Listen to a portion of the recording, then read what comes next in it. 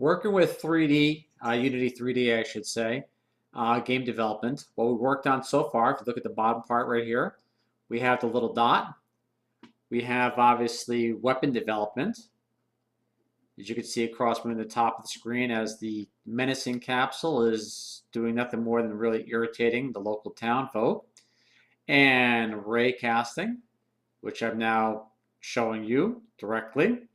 And it's actually kind of fun. So this is basically working with Unity 3D. Next thing we'll be doing most likely is setting up the hit system. So our bolts, or our rays I should say, actually should bounce off of something. It's kind of fun just the same. Get a little closer.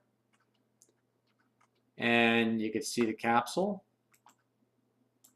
doing whatever it's doing.